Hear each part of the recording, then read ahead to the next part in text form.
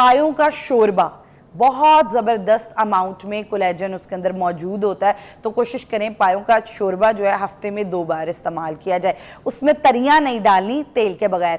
उसके बाद दूसरी चीज़ ये है कि विटामिन सी वाले फूड्स, विटामिन सी वाले फूड्स के अंदर पॉलीफिनोल्स और कार्टियोनाइड्स मौजूद होते हैं, जो क्या करते हैं कि आपको एंटी एजिंग तौर पे आपके जिस्म में काम करते हैं, एंटी कैंसरियस तौर पे काम करते हैं, आपकी एनर्जी को बेहतर रखने में हेल्प करते हैं। उसके साथ साथ फाइबर, जो आम हम रूटीन में कहते हैं कि 25 ग्राम एक आम इंसान को फाइबर लेना चाहिए, लेकिन 30 में आपने अपने मैदे को, वो कहते हैं ना कि पहले आपका पत्थर हजम होता है तो उसके बाद ये होता है कि आप थोड़ा सा कुछ खाएं, मैदा डिस्टर्ब हो रहा होता है। तो मैदे को बेहतर रखने के लिए ज़रूरी है कि आप 30 से 35 ग्राम फाइबर का इस्तेमाल डेली रूटीन में करें। नाजरीन, मैं क्या करती होती हूँ कि जब मैं मेकअप कर लेती हूँ उसके बाद मेरे जो तिल है ना फेस पे, मेरे बहुत सारे तिल है चेहरे पे, जो शायद आप लोग को तो दिखते कोई नहीं है, मगर मैंने देखे एक ये तिल अपना नुमाया के द्वारा, ये मैंने अपने तिल को इन्हेंस किया दोबारा। मुझे बड़ा पसंद है। मेरी बेटी बहुत गुस्सा करती है, मेरी बेटी कहती है जो आपके तिल होते हैं ना चेहरे के, उनको आप हटाया ना करें, हल्की सी हम, क्योंकि I don't put the base, I put the baby cream, जिससे ग्लो बहुत अच्छा आता है चेहरे पे।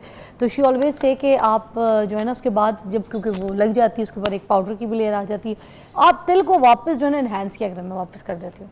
तो आज मैंने आपको लाइव दिखाया कि तिल चेहरे की खूबसूरती है, उसको नुमाया रखा करें, उनको बेस की लेयर के पीछे छुपाया मत करें। This is the beauty. हमारे पास ज़बरदस्त एक डाइटिशियन है, वर्दा सिकंदर मौजूद है, और आज हम इनसे इस टॉपिक के ऊपर बात करेंगे कि जब हम 30 या 35 की जो एज है वो जब क्रॉस कर रहे होते हैं तो हमें उस वक्त जो है ना कोई बॉडी में चेंजेस हो रही होती हैं, वाकई में हो रही होती है। डाइट के हिसाब से हमें बहुत सारी चीज़ों को चेंज करना चाहिए। वो जो हम 18-20 साल वाली उम्र में जो खाओ कुछ भी, मसला बड़े बड़े, आपको पता है ना, लोग कहते हैं अगर 16-18 साल का बच्चा कुछ खा रहा होता है तो उसको कहते हैं खा लो यही उम्र है, नहीं लग रहा, खा लो रगड़ जाओ।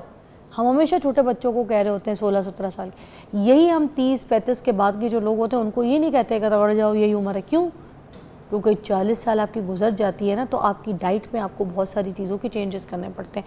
फॉर एग्ज़ाम्पल जो कार्बोहाइड्रेट्स है, जो शुगर प्रोड्यूस करता है आपकी बॉडी में से, वो आपको थोड़ा सा माइनस करना पड़ता है, ठीक है। कोई ऐसी चीज़ें, जैसे कुछ लोगों को दूध के बाद बड़े मसले शुरू हो जाते हैं, कुछ ऐसी चीज़ें जो उनको बाद में पता चलती हैं वो उनको अपनी डाइट में से माइनस करने पड़ जाते हैं।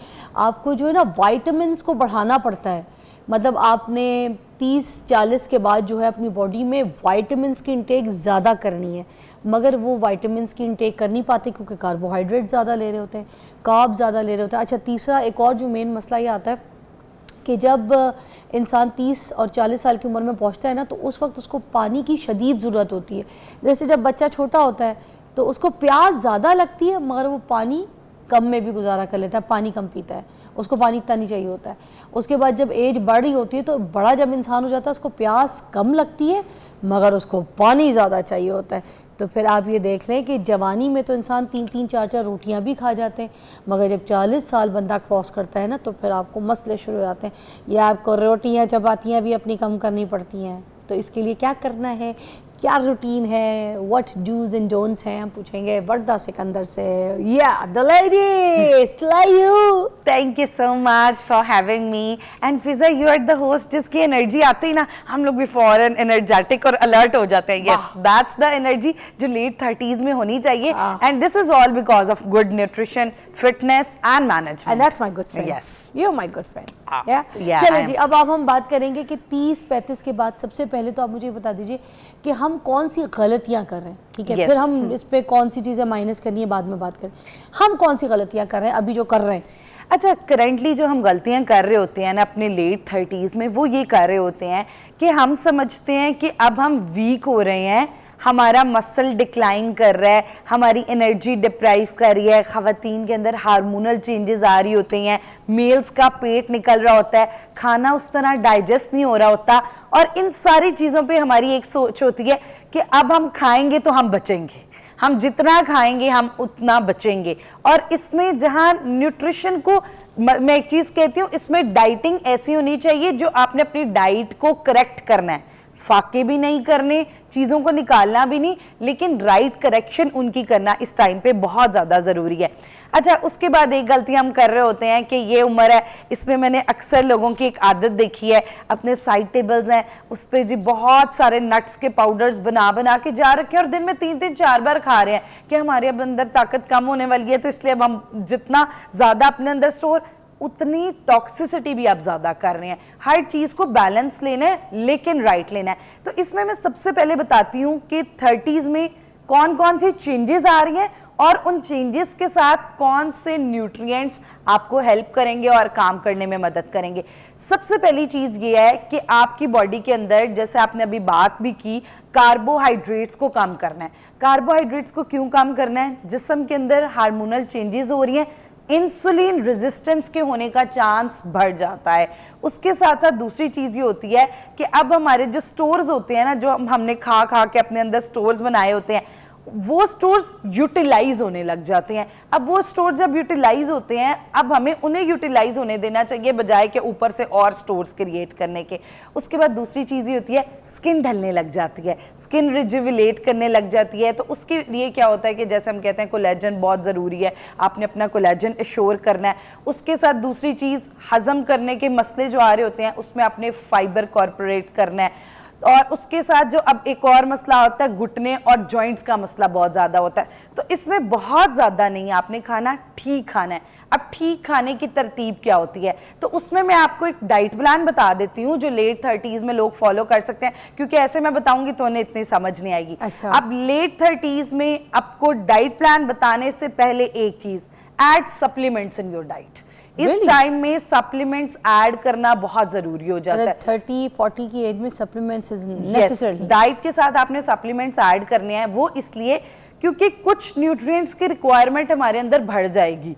अब जैसे मेनोपॉजल टाइम होने वाला होता है, तो उसमें क्या होता है कि कैल्शियम उस तरह अब्जॉर्ब नहीं होता बॉडी के अंदर, तो इस वजह से एडिशनल बाहर से भी हमें कैल्शियम लेना है। पट्ठे, काफ मसल, हर जो 30s में बंदा आएगा ना, वो कहेगा मेरे पट्ठे हर टाइम खिंचे रहते हैं, तो इस वजह से हमें एडिशनल मैग्नीशियम अपनी डाइट के अंदर ऐड करना है। विटामिन डी आपका कहीं से पूरा नहीं होगा, आपको विटामिन डी का सप्लीमेंट ऐड करना है। अब्जॉर्प्शन जो होती है ना जिस्म के अंदर, वो अफेक्ट हो जाती है और डाइट से वो चीज़ें पूरी नहीं हो पा रही होती। तो इसलिए एक तो मैग्नीशियम का सप्लीमेंट ऐड करना है। कैल्शियम का सप्लीमेंट ऐसा होना चाहिए, आप, मैं यहाँ कोई ब्रांड नहीं मेंशन करी, किसी भी ब्रांड, अच्छे ब्रांड का, जिसके अंदर आपने एक चीज़ याद रखनी है, 1000 से 1200 mg उसकी डोजेज होनी चाहिए। अच्छा, एक दिन की। अच्छा। उसके बाद दूसरी चीज़ ये, कोलेजन ज़रूर ऐड करें। पता है क्या होता है, इंसान को एजिंग फील कैसे होने लगती है और इंसान की एजिंग आपको कितना अफेक्ट करती है।